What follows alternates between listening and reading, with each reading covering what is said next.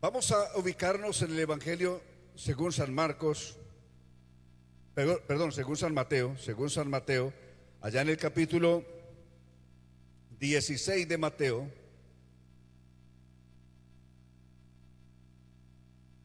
verso 13 en adelante de Mateo 16. Al llegar a la región de Cesarea de Filipo, Jesús preguntó a sus discípulos, note la pregunta: ¿quién dice la gente que es el Hijo del Hombre? Ellos dijeron, unos dicen que es Juan el Bautista, otros que es Elías, y otros que Jeremías o alguno de los profetas. Verso 15. Él les preguntó, ¿y ustedes quién dicen que soy yo? Simón Pedro respondió, tú eres el Cristo, el Hijo del Dios viviente. Entonces Jesús le dijo, bienaventurado eres Simón, hijo de Jonás, porque no te lo reveló ningún mortal, sino mi Padre que está en los cielos. Hasta ahí la lectura. Amén. Que nos hable el Señor esta mañana. ¿Cuánto necesitamos que nos hable el Señor? Aleluya. Tenga la bondad de sentarse.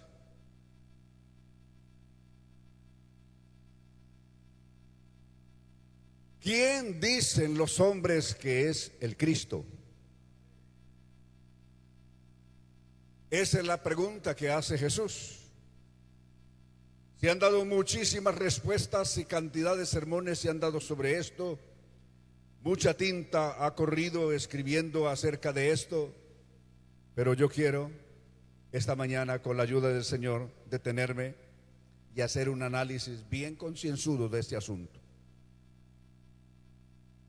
En primer lugar, quiero decirles que los primeros discípulos siguieron a Jesús sin saber realmente quién era Él. No sabían realmente quién era Él. Cada paso se asombraban de lo que Él hacía, pero ellos mismos no sabían. La misma María, todas las cosas que pasaban con Jesús las guardaba en su corazón. Ella no entendía mucho de realmente quién era el Cristo. José, pues un poquito menos. De tal manera de que Jesús era una incógnita para todos, incluso para los más cercanos. La gente no sabía exactamente quién era Él. ¿Quieren una prueba? Aquella vez que describe Lucas o que describe Marcos 35, cuando atravesando el lago de Genesaret se levantó la gran tormenta en el mar. Las olas eran tan altas que llenaron la barca de agua y parecían hundirse. Y Jesús estaba dormido. Y ellos, desesperados, pensaban que esa noche perecerían todos. Pero de momento lo despiertan y Él le dice al viento, enmudece, y le dice a las olas del mar que se calmen. El viento le obedece enseguida y las olas del mar también le obedecen de inmediato. ¿Qué preguntas se hacían los apóstoles? ¿Quién es este?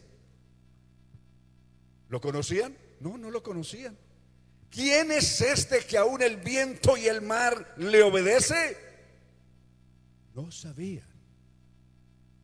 Y la gente, cuando veía a Jesús predicando y echando demonios fuera, decían, hemos visto maravillas, y alababan a Dios, pero no sabían realmente quién era el Cristo. Alabanzas a Dios. Hasta unos guardias del templo un día que cumplían una función policial, fueron enviados por los líderes religiosos del Sanedrín, de la corte religiosa gobernante de la ciudad, para que fueran a traer a Jesús amarrado como fuera. Capítulo 7 del Evangelio según San Juan. Y cuando llegaron donde Jesús estaba y estaba predicando, quedaron casi petrificados, pues no que nos encontramos con el Cristo, no. En su concepto se habían encontrado con un hombre excepcional. Se habían encontrado con el más grande predicador que jamás se habían imaginado. Pues ellos respondieron a los que los enviaron diciendo: jamás hombre alguno ha hablado como este hombre. Aleluya. Alabanzas a Dios. Lo único que sabía la gente es que echaba demonios con tal autoridad como nadie lo había hecho. Sanaba a los enfermos como nadie lo había hecho. Aún los muertos devolvió a la vida como nadie lo había hecho. Pero la gente no sabía quién era él. Aleluya. Algunos decían: no, es Elías. Claro, más a Jeremías. Y otros un poco más abiertos decían: no, pues alguno de los profetas. Realmente, ¿quién es el Cristo? Alabanzas a Dios. Tiene que haber una definición en la mente y en el corazón de un seguidor de Jesús. Definitivamente saber quién es el Cristo. Porque mientras no sepa quién es el Cristo, cantidad de mensajes equivocados le pueden golpear su fe. Muchas personas estuvieron entre nosotros y tal vez estuvieron por años y hasta predicaron y nunca supieron quién es el Cristo, y hoy están por allá enredados en cualquier otra mentira, en cualquier mentira que el diablo les entregó por allá afuera. Ya está defendiéndola. Pero usted y yo estamos aquí porque conocemos al verdadero, al Cristo de verdad. ¿Sí o no, iglesia? Conocemos al Cristo verdadero. Si yo les pregunto: ¿quién es el Cristo?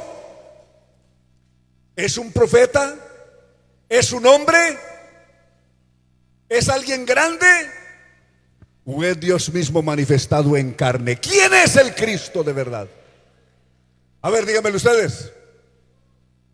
¿Es Elías? ¿Es Isaías? ¿Es Jeremías? ¿Juan el Bautista? ¿Algún otro profeta? ¿O es Dios mismo manifestado en carne? ¿Quién es el Cristo para usted? Aleluya. Alabanzas a Dios.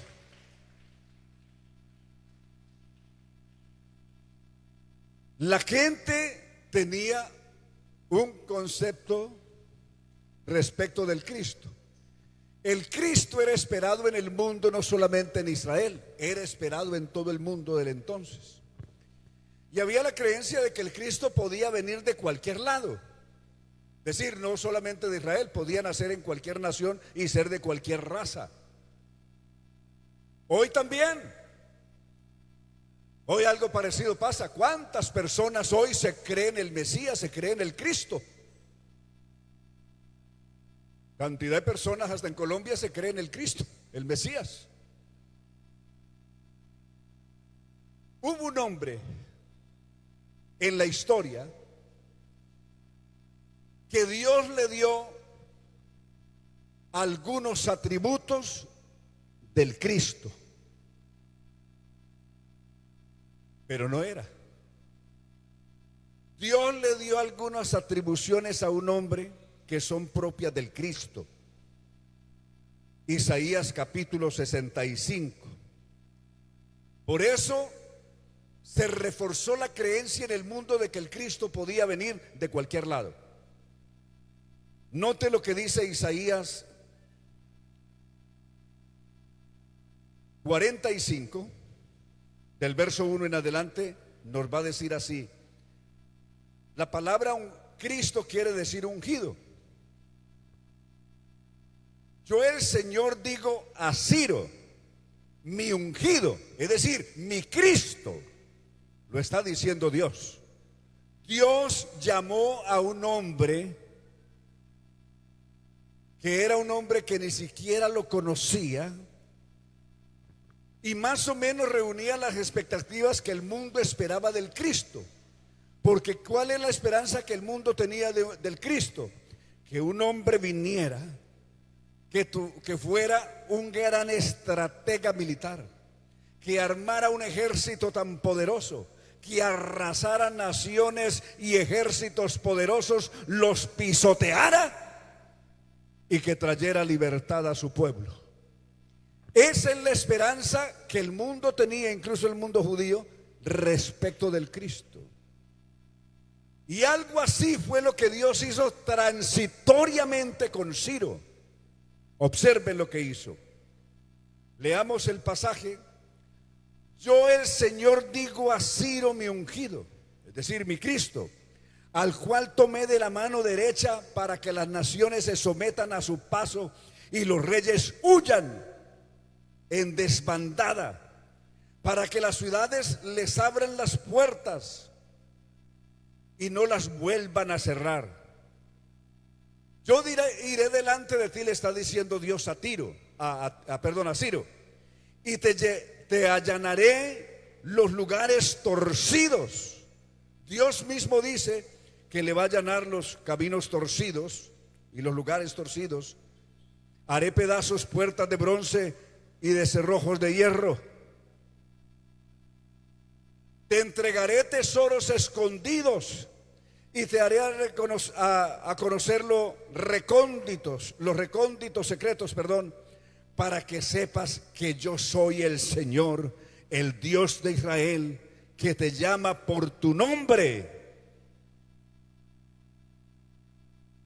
Verso 4. Por amor a Jacob, por amor a Israel, mi siervo escogido, te he llamado por tu nombre, el nombre que te di, aunque tú no me conocías. Está hablando del gran emperador Ciro. Y el verso 5 dice: yo soy el Señor y nadie más. No hay Dios fuera de mí.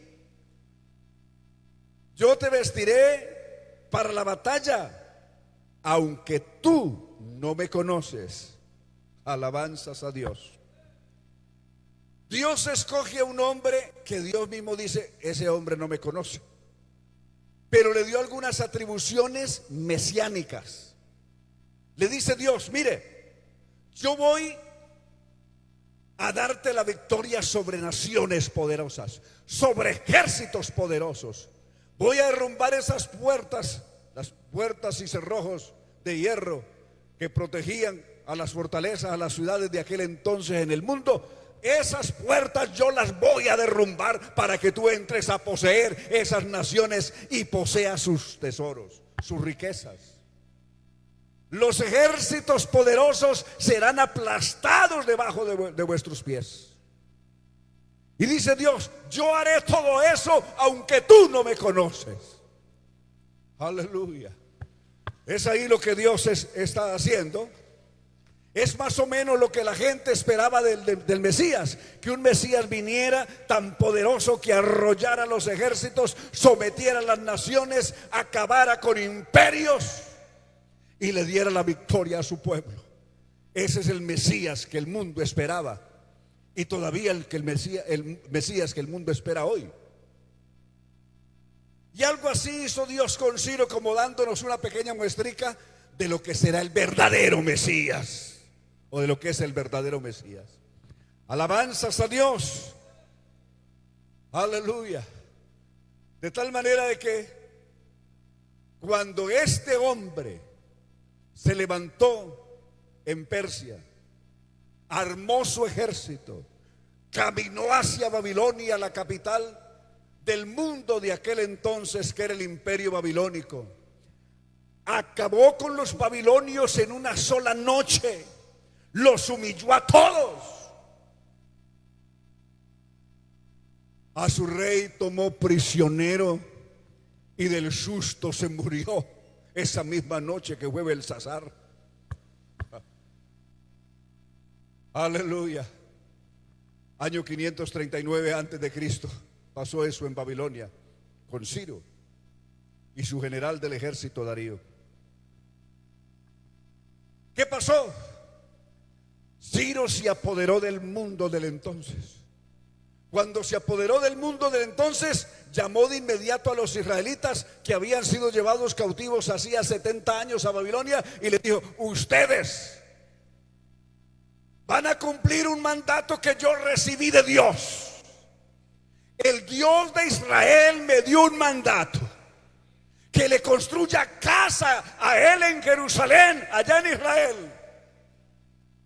De ahí que los que sean de su pueblo y estén listos, vayan y construyan la casa que Jehová, el Dios de Israel, me mandó que le construyera. Ese fue el primer decreto de Ciro, según Esdras capítulo 1 y segunda de Crónicas capítulo 36.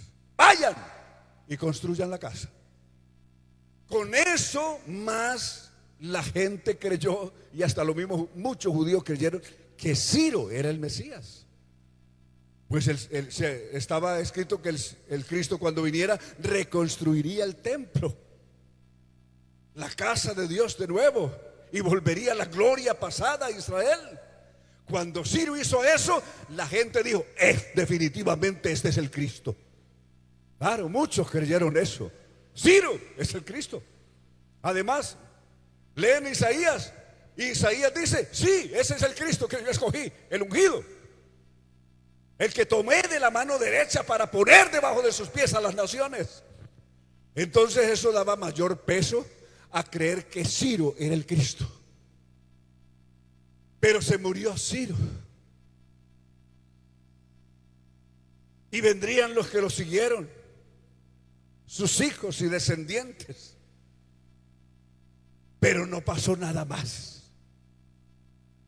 Poco a poco fue opacándose todo, y otro día, sin pensarlo, todo el imperio de los medo-persas había caído también frente a otro rey poderoso que se levantó en Grecia, que fue Alejandro. ¿Y dónde quedó el Ciro como el Mesías? Todo se había derrumbado. Ese reino mesiánico no permaneció, desapareció en pocos años. Ahora muchos pensaron que Alejandro el Grande era el Mesías, el verdadero Mesías. Y los griegos se ufanaban diciendo: nosotros tenemos el verdadero Mesías para el mundo. En Alejandro. Conquistó al mundo tan rápido, solamente le bastaron 10 años para conquistar todo el mundo de entonces. Pero ese Mesías se murió tan rápido. Conquistó el mundo, y en una embriaguez, en una borrachera, se murió el Cristo griego 2 años después de haber conquistado el mundo. Y ahí acabó. Se murió el Cristo de los griegos. Se había muerto el Cristo de los medo-persas, ahora se murió el Cristo de los griegos, y no pasó nada.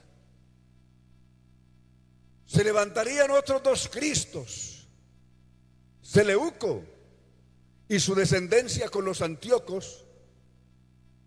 Uno de ellos, descendiente de Seleuco, se hizo llamar Epifanio. ¿Ustedes recuerdan?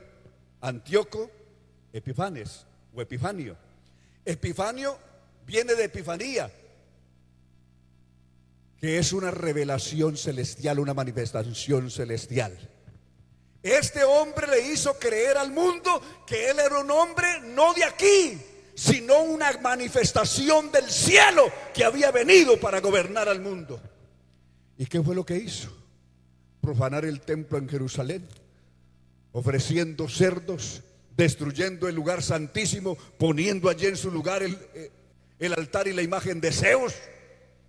Eso fue lo que hizo ese que aparentemente era el Cristo, que había llegado para gobernar al mundo, Antíoco Epifanio, o de Epifanía, manifestación celestial. Pero también se murió. Y después vinieron los romanos. Vino Pompeyo y conquista toda esa parte del Medio Oriente, la cuenca del Mediterráneo. Y muchos dijeron, este sí es el Cristo, pero este es romano. Y después en Europa se levanta otro, Julio César, y arrasa con todos los países y ejércitos de Europa, poderosos, los somete debajo de sus pies. Y otros decían, entonces tenemos dos Cristos procedentes de Roma. Pompeyo en el oriente y Julio César en el occidente, en Europa. Pero pasados unos años, ni el uno ni el otro están vivos, todos se murieron. El mundo quedó otra vez en desolación. Todos aquellos que pensaron que Ciro, que Alejandro, que Epifanio, que Pompeyo, que Julio César era el Cristo, eso fue solamente una quimera, una fantasía religiosa, pero todos se fueron a la tumba y en el mundo no pasó nada. Todos venían de la alta cuna, todos habían nacido en el seno de un poderoso o de una familia poderosa del mundo del entonces. Como nació Alejandro, por ejemplo, como nació Ciro II en el hogar de Ciro I, que había sido emperador de Medo-Persa. Como nació Alejandro en el hogar de Felipe, el griego rey de Macedonia. Todos estos aparentes Cristos habían nacido en tremenda familia, en tremenda riqueza, en tremenda pompa. Habían nacido estos aparentes Cristos que el mundo conoció. Pero hay un problema cuando Cristo nace. Miren la diferencia. Cuando Cristo nace, no nació en la alta cuna. No nació en la familia de la alta alcurnia. Aparentemente no tenía nobleza. Aparecía como el hijo de un campesino, porque Nazaret era una pequeña aldea. Un campesino de Nazaret, que se ganaba la vida labrando palos, un humilde carpintero, un artesano, pero de la más incipiente industria, que tenía como familia o familiar, María, la madre de él, a una campesina llamada Elizabeth, que vivía en el campo. Y de esa campesina nació el más grande profeta de la historia, que fue Juan el Bautista. De una campesina, una humilde campesina. La Biblia dice que el ángel del Señor visitó a una mujer allá en una aldea. No dice en la gran ciudad, sino en la aldea, allá en el campo. Aleluya. ¿Quién iba a pensar que de una familia campesina, de origen campesino y el más humilde y sumida en la pobreza, pudieran hacer algo importante? Pues siquiera si hubieran nacido en Jerusalén, que era la metrópoli del entonces.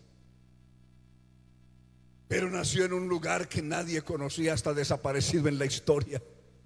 Tanto que la gente de Nazaret, algunos decían, de Nazaret podrá venir algo bueno.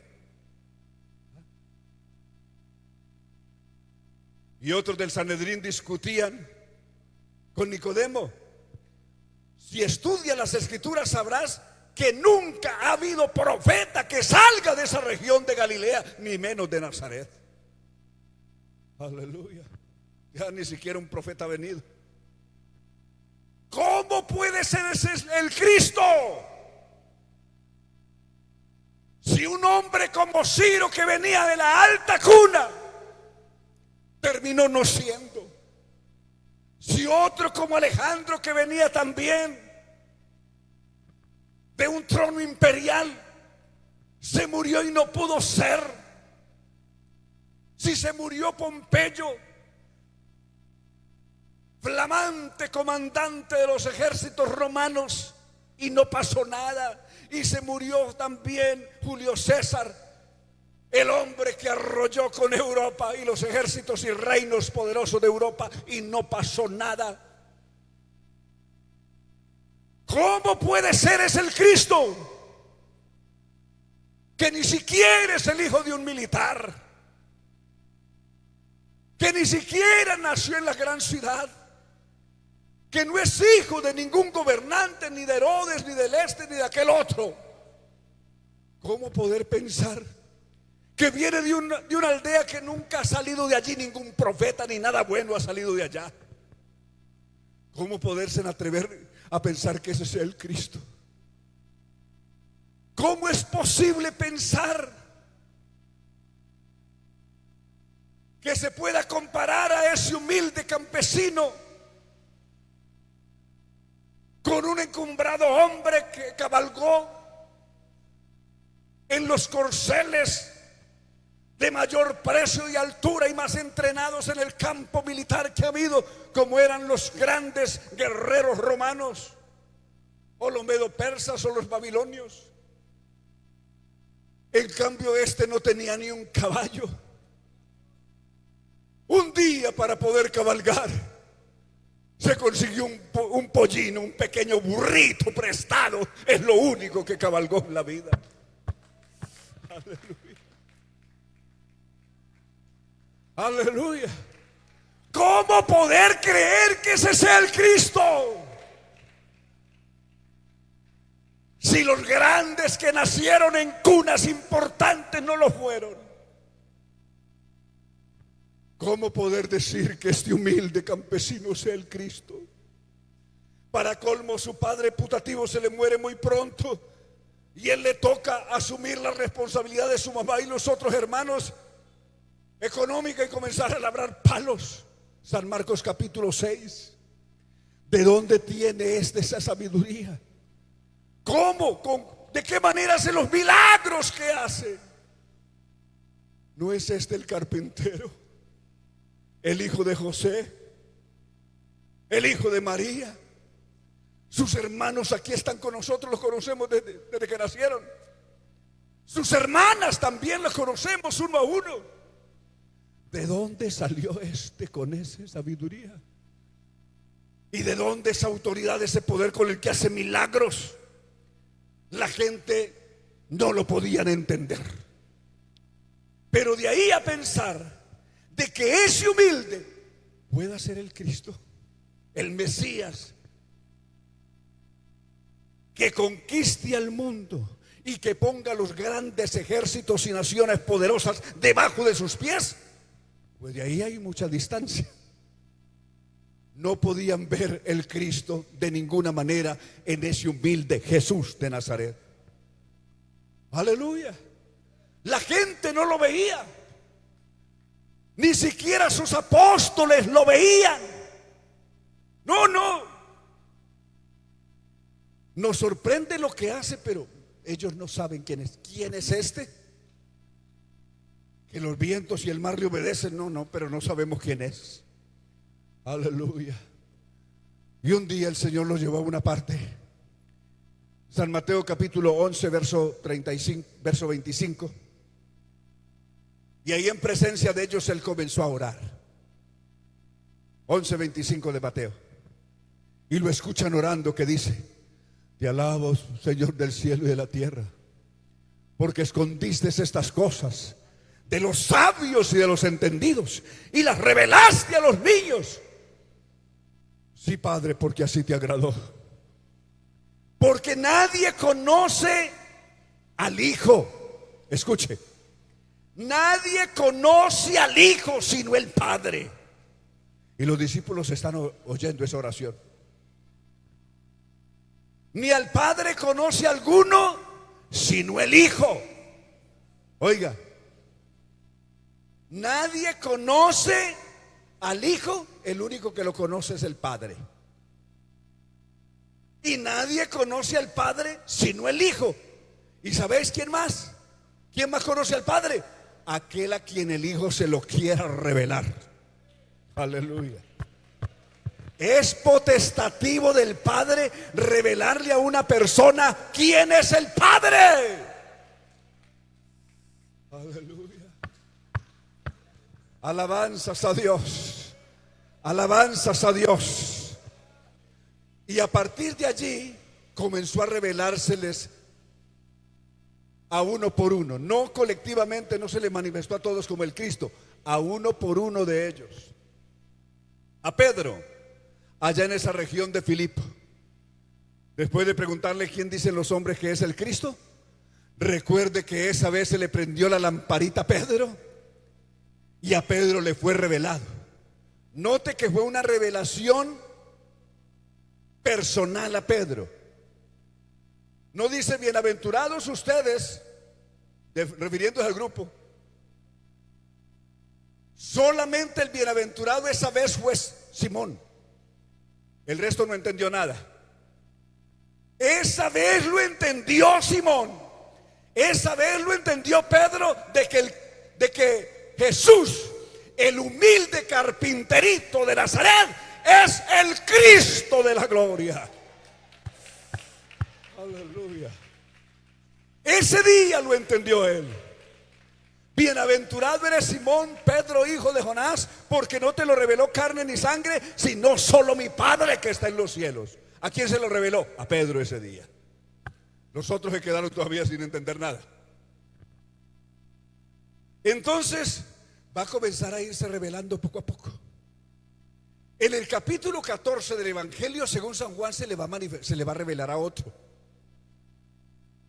Verso 4 del capítulo 14: sabéis a dónde voy y sabéis el camino. Entonces Felipe le dice: Señor, ¿y cómo sabemos a dónde vas? ¿Y cómo podemos saber el camino? Y él le dijo a Felipe: yo soy el camino, la verdad y la vida. Nadie viene al Padre sino por mí. Oiga eso. Aleluya. Felipe quiere saber más a fondo el asunto. Señor, ¿sabe qué? ¿Por qué no nos muestras? Lo pide a nivel colectivo. ¿Por qué no nos muestras al Padre y nos basta? Respondió Jesús, pero le respondió a él, no al grupo. Tanto tiempo hace que estoy. ¿Por qué le está pidiendo? ¿Qué es lo que le pide Felipe? Muéstranos al Padre. Muéstrenoslo. Muéstranos es queremos verlo. Que yo pueda ver al Padre con mis propios ojos, yo lo pueda ver. Tantas veces nos has hablado del Padre, pero nunca nos lo has mostrado. Ahora, pues muéstranoslo. Muéstranos al Padre y se habrá acabado toda discusión.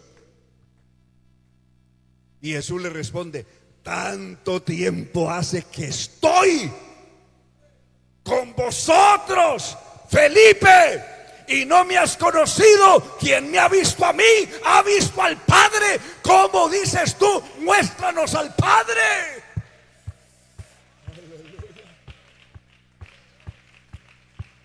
Alabanzas a Dios. Lo había entendido Pedro, ahora lo entiende Felipe. Aleluya. Pero el asunto no termina todavía. Sigue revelándose uno a uno. Ocurrió en San Juan capítulo 20. Ya había pasado el Calvario, la sepultura, había resucitado. Había aparecido aparte de sus apóstoles. Solo que esa vez había uno que no estaba ahí. Incluso Jesús había comido con ellos después de que resucitó. Y había uno que no estaba esa vez. Siempre no falta por ahí el despistado, que cuando tiene que estar, no está. Claro. Eso le pasó a Tomás. Tenía que estar en esa cita y no estuvo. Era obligación suya haber estado en esa cena tremenda con Jesús después de la resurrección, pero no estuvo. Siempre nos falta por ahí el que ande cazando pispirispis, despistado. Claro, que no le pase a usted. Que usted esté en el momento y en el tiempo donde hay que estar. Aleluya. Alabanzas a Dios. Y cuando llegó Tomás, ellos le contaron la tremenda cena que habían tenido con el Cristo resucitado. Y él dijo: no, si yo no lo veo, no creo. Para yo creer que Él resucitó, tendría que ser que yo pudiera meter mi dedo ahí en las heridas de los clavos, en las manos, y meter mi mano allá en el costado que abrió la espada del soldado romano cuando Él estaba en la cruz. De lo contrario, yo no creo. Aleluya. Y él estaba hablando eso cuando de momento, estando todas las puertas cerradas, escuchan una voz poderosa que habla en medio de ellos y les dice: paz a vosotros. Todo el mundo queda perplejo y el mismo Tomás, cuando mira, es nada menos que Jesús, que abre la mano y le dice: venga, estire su mano, meta aquí mi dedo. Le muestra las heridas y le muestra su costado. Extienda su mano y métala aquí. Y no seas incrédulo, sino creyente. Y ahí se le fue revelado a Tomás. Cayó de rodillas Tomás confesando. Verso 28 de San Juan 20: Señor mío y Dios mío. Aleluya. Alabanzas al Señor. Alabanzas al Señor.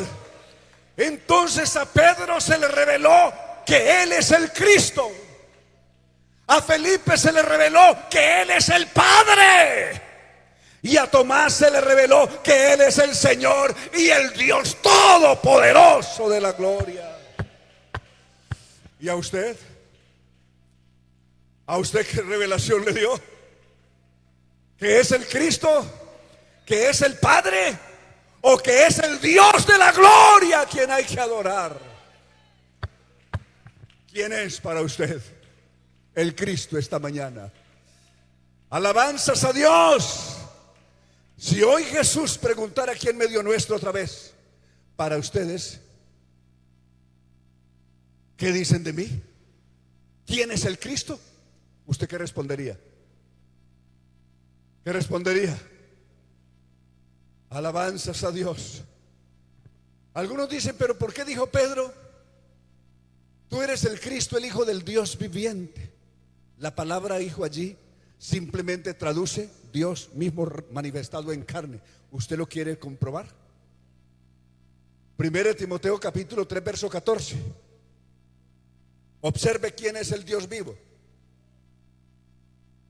Estas cosas te escribo para que sepas cómo debes de comportarte o conducirte en la iglesia de Dios, del Dios vivo. ¿Dónde? En la iglesia del Dios vivo, que es columna y baluarte de la verdad. La iglesia del Dios vivo. ¿La iglesia es de quién? Es del Dios vivo. ¿Qué le dijo Jesús a Pedro? Tú eres Pedro, y sobre esta roca, la revelación que acabas de tener, edificaré mi iglesia. ¿De quién es la iglesia? Del Dios vivo, según Pablo en 1 Timoteo 3:16. Pero según Jesús, la iglesia es de Él. Edificaré mi iglesia y las puertas del Hades no prevalecerán contra ella. Aleluya. Y el verso 16, ¿por qué? De 1 Timoteo 3:16. Porque indiscutiblemente grande es el misterio de la piedad. Dios fue manifestado en carne. Entonces, ¿quién es el Cristo, el Hijo del Dios viviente? Es nada menos que el mismo Dios manifestado en carne y el único dueño de esta iglesia.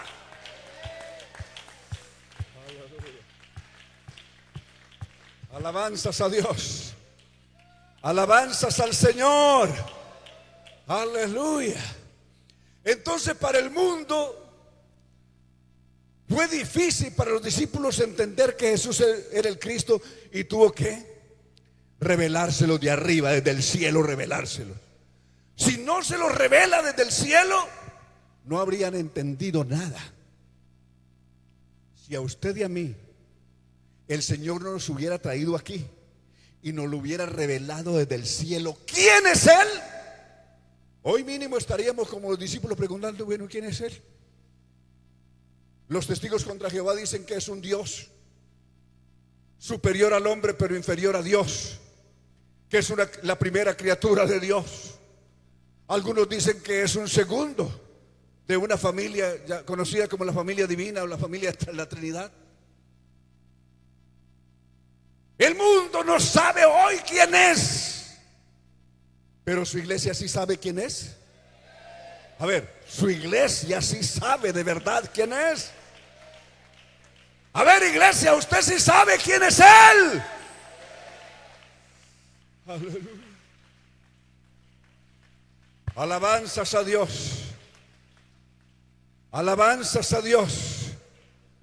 Juan como que lo asaltaba un poco de duda después de que Jesús ascendió al cielo y las llamas de Pentecostés comenzaron a apagarse en el mundo. Como que alguna duda comenzó a asaltar a Juan. Y allá en la isla de Patmos, donde fue enviado para que trabajara en una cantera cortando rocas para el imperio, construir vías y edificios y palacios, allá con las últimas fuerzas que le quedaban trabajando como esclavo en esa cantera en la isla de Patmos, en el mar Egeo, mar griego, perdón, tuvo una tremenda revelación. Tal vez cansado, golpeado, su cuerpo debilitado por el maltrato y los años. De momento tiene una tremenda revelación, se queda extasiado viendo una visión.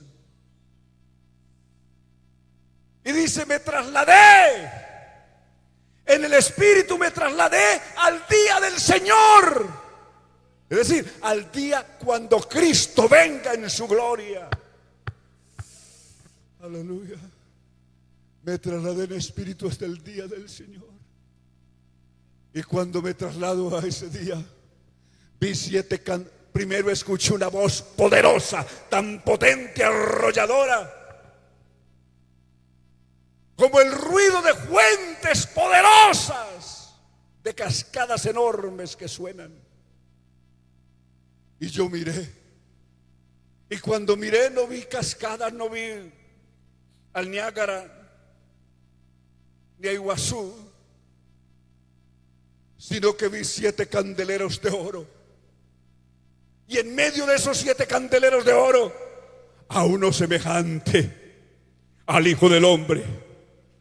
Me acordé de aquel de quien yo me recostaba ahí en su pecho en la última cena. Alabanzas a Dios. Y en el verso 17, cuando lo vi, me desmayé a sus pies. Pero Él puso su diestra sobre mí y me dijo, no temas, yo soy el que vivo y estuve muerto. Alabanzas a Dios. ¿Te acuerdas aquel que viste morir en la cruz? Que de todos mis discípulos el único que estuvo ahí al pie mío fuiste tú. Yo soy ese que tuviste morir en esa cruz. Yo soy el que vivo y estuve muerto, pero he aquí que vivo por los siglos de los siglos. Alabanzas a Dios. Y tengo las llaves de la muerte y el Hades. La muerte quedó destrozada, el sepulcro quedó destrozado, la muerte yo la maté. Aleluya. Aleluya. Aleluya. Alabanzas a Dios. Los griegos tenían una creencia que el Hades era un lugar en lo profundo de la tierra, gobernado por un hermano de Zeus llamado Hades, y que allí los demonios y diablos eran gigantescos perros que tenían una boca tan violenta que todo lo que cogían lo despedazaban. Pero en especial, lo más espantoso que había de allí era una especie de serpiente o dragón que tenía 7 cabezas y lo llamaban la muerte. Decía que si alguien vencía a esos perros del infierno, a esa no podía vencer, porque ese monstruo llamado muerte era invencible. Aleluya. Y que nadie podía salir de allí, porque el único que tenía las llaves para sacar a alguien de allí era Zeus. Pero como ese Dios era malvado, a nadie le abría la puerta. Y Jesucristo se le presenta a Juan y le dice: mira, yo soy el que vivo y estuve muerto. Aleluya. Y tengo las llaves. Las llaves no las tiene Zeus. Las llaves las tengo yo. Tengo las llaves del Hades. Y tengo las llaves de la muerte. Esa serpiente asquerosa llamada muerte, que a nadie dejaba salir, yo la despedacé.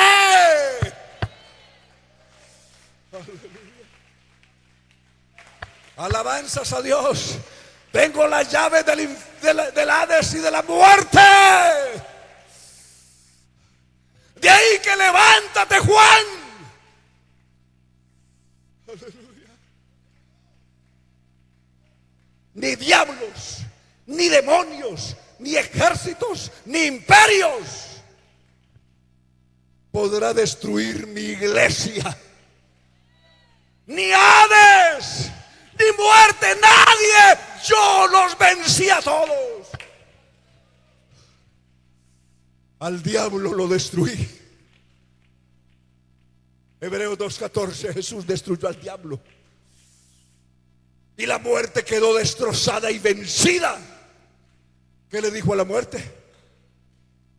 Muerte, yo soy tu muerte. ¿Y al sepulcro qué le dijo? Sepulcro, yo soy tu destructor. Yo vine a destruirte. Aleluya. Aleluya.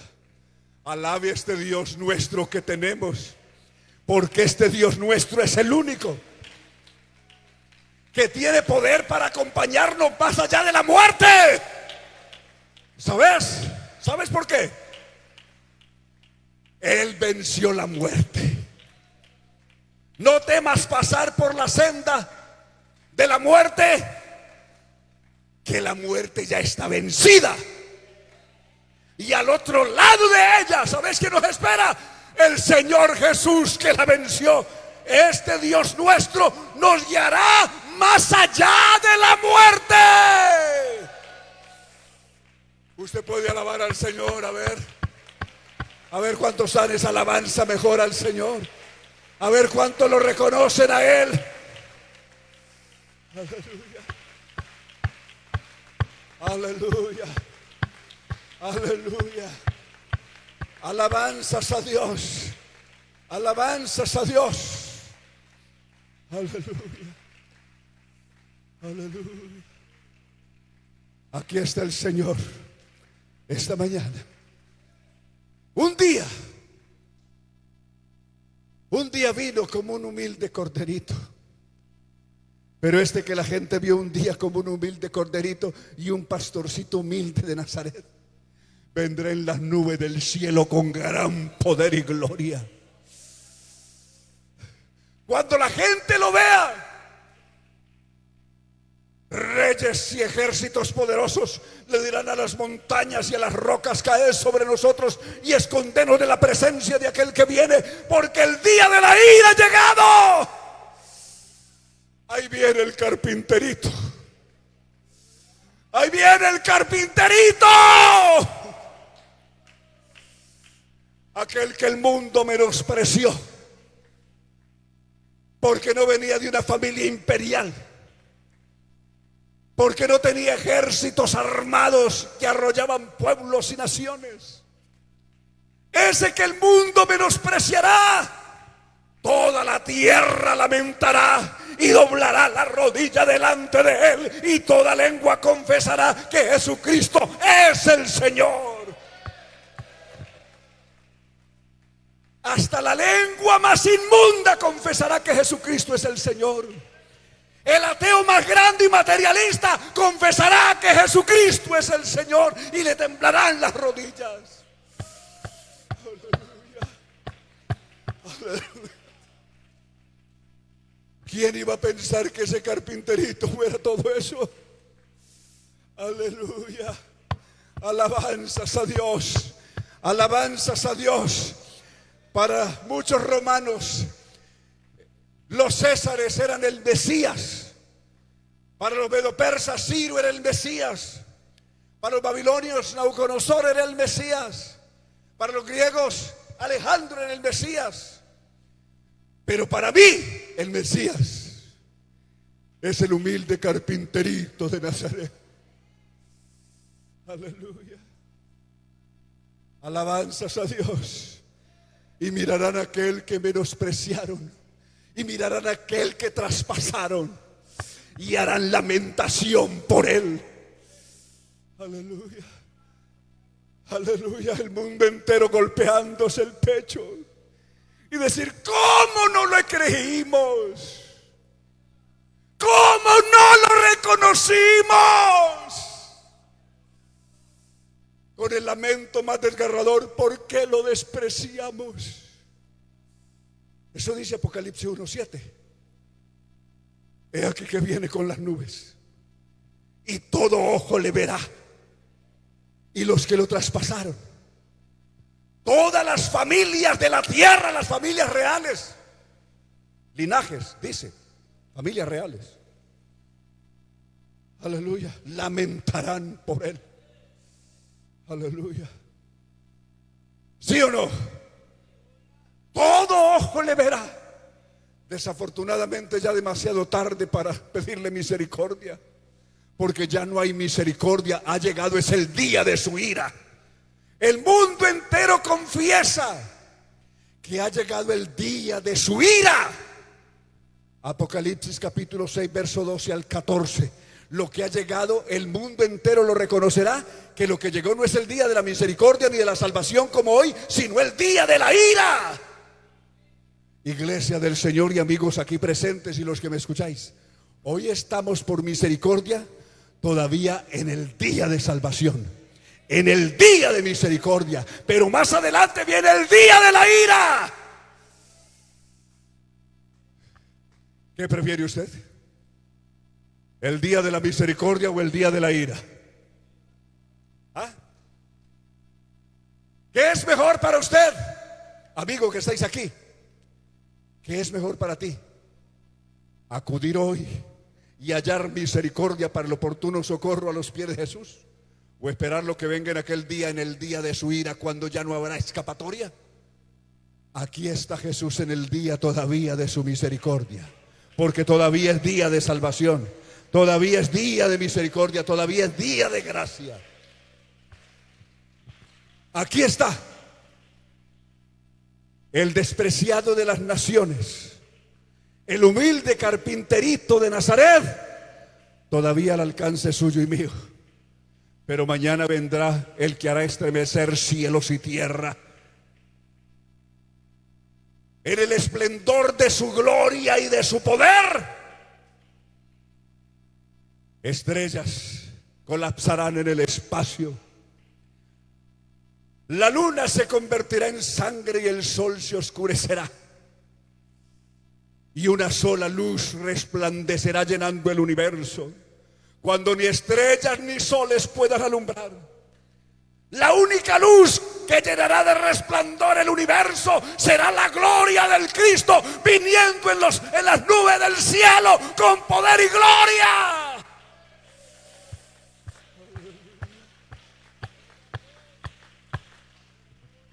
Pero Él esta mañana está aquí.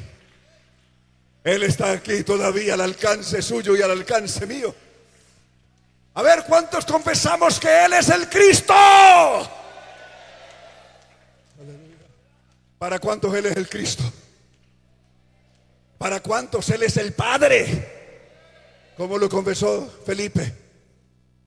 ¿Y para cuántos es el único Dios verdadero? Como lo confesó Tomás. ¿Y para cuántos Él es el mismo ayer, hoy y por los siglos? ¿Y para cuántos Él es el alfa y la omega, como se lo reveló a Juan en Apocalipsis 1:8? El primero y el último, el todopoderoso. Aleluya. Y Él está aquí esta mañana. Usted quiere adorarlo. Usted quiere adorarlo. Usted quiere confesarlo. Usted quiere reconocerlo. Usted quiere darle gloria a Él.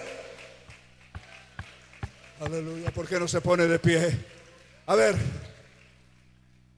un momento de alabanza para Dios. Un momento de alabanza. A ver, todos vamos a decir aleluya. Aleluya es la más grande alabanza que se pronuncia en el cielo. Apocalipsis 19. ¿Cuántos podemos decir? A ver, ¿cuántos se unen? Amigos, hermanos y todos los que estén aquí. Todo lo que respire alabe al Señor. Lo único que no está autorizado para alabar al Señor es aquellos que no respiran. Pues si no respiran es porque están muertos. Pero todo aquel que tenga vida, alabe al Señor. Todo lo que respira, alabe al Señor. Es el mandato de Dios en la Biblia. ¿Sí o no? A ver, ¿cuánto respiramos? ¿Cuánto respiramos? A ver, ¿cuánto respiramos? ¿Cuánto respiramos? Y todo lo que respira, alabe al Señor.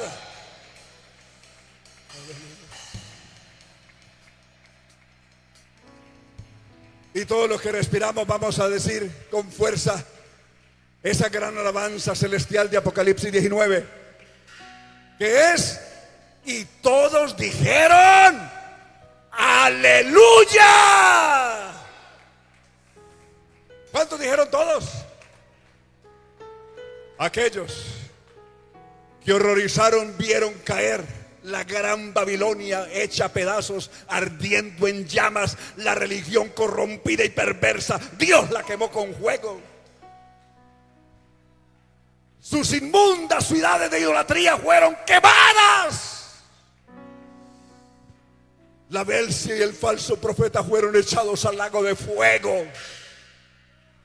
Y por eso, en alabanza a Dios, todos gritaron ¡aleluya!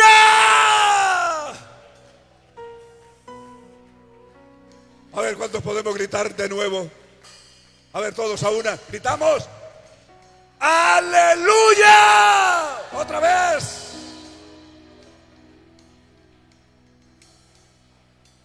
Es la única alabanza que ángeles, arcángeles y todas las autoridades del cielo y salvos en general se unen para gritar en el cielo. Y todos dijeron ¡aleluya!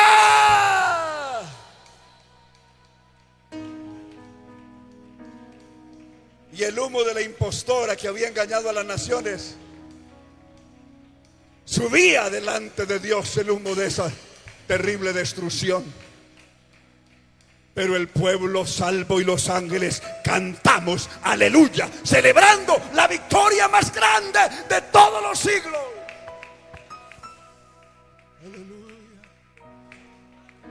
Aleluya, aleluya, aleluya, aleluya, aleluya. A Dios, alábelo, alábelo, alábelo. A ver, unos segunditos de adoración, a ver, unos segunditos de adoración, unos segunditos de alabanza personal, Alaba al Señor, confiésale lo más grande que tu alma pueda confesarle a en esta hora, como el Cristo, como el Mesías, como el Padre, como el Dios Todopoderoso, como el Alfa y la Omega, el primero y el último, como el que vive y estuvo muerto, pero es aquí que vive por los siglos de los siglos y tiene las llaves.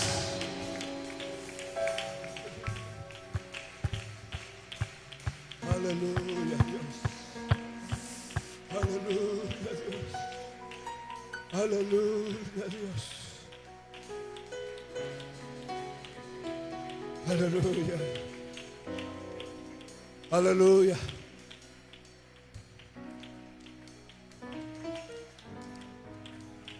Alabanzas a Dios. Hay una diferencia entre adorar y alabar. Adorar es postrarse, es rendirse, es humillarse, es arrodillarse. Salmo 95. Y adorar es exaltar, es cantar, eso sí, con alegría. Pero ¿sabes? De las dos, ¿cuál es primero? Algunos simplemente alaban y nunca adoran. Pero la adoración tiene que ser primero. Postrémonos, arrodillémonos delante de Jehová nuestro Hacedor. El Salmo 95 es antes del Salmo 100. Si el Salmo 100 es la alabanza, el Salmo 95 es la adoración. Hay personas que quieren que su alabanza les fluya y nunca adoran. Que quieren que Dios haga milagros en su vida y nunca adoran. En cambio, cuando se adora, la alabanza fluye sin hacerle mucho esfuerzo. ¿Cuánto quieren adorar al Señor en esta mañana? A ver, ¿cuánto lo quieren adorar? A ver, ¿cuánto quieren adorarlo? ¿Pero qué es adorar? Venid, postrémonos, arrodillémonos delante de Jehová nuestro Hacedor. ¿Cuánto quisieran cerrar este culto con un momento de adoración? Aquí, en la presencia del Señor. A ver, hermanos, amigos, quien quiera sea, alguien que está apartado, lo que sea, venga. Doble su rodilla delante del Señor y adórelo. Adórelo. Y cuando usted lo adore, la bendición fluirá. La alabanza fluirá. Las palabras de gratitud fluirán. Aleluya. La bendición fluirá. La respuesta de Dios fluirá. Venid, postrémonos, arrodillémonos delante de Jehová nuestro Hacedor. Aleluya. Aquí estamos delante de Él. Es mejor doblar la rodilla hoy que no en el día del juicio. Es mejor doblarla hoy y confesar que Él es nuestro Señor hoy y no en el terrible día final. Aquí, adóralo. Saca unos, no sé, 1 minuto, 2 minutos, no sé. Saca ese tiempo para adorarlo y entrégate a la adoración. Señor mío y Dios mío, confiésalo como Tomás. Aleluya. Adóralo como el que vive y estuvo muerto, pero es aquí que vive por los siglos de los siglos. Él está aquí en este lugar. Esa alabanza fluya de tu corazón. Pero después de adorarlo, de adorarlo, de adorarlo, de adorarlo, te adoro, te exalto. Eres mi Dios, eres mi Padre, eres mi Mesías, eres el Cristo. Aunque seas el humilde carpinterito de Nazaret, para mí eres Dios mismo manifestado en carne, el Dios Todopoderoso.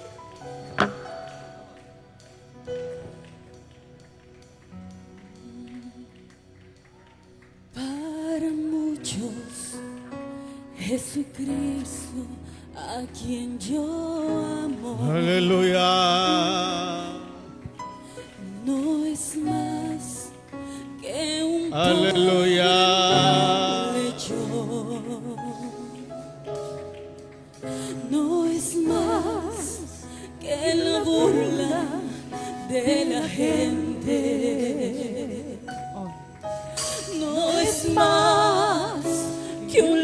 Hijo que murió para mí, es el Rey del universo. Amén, amén, amén, amén. Para mí es el principio y el fin. Aleluya. Para mí Cristo es el Dios eterno.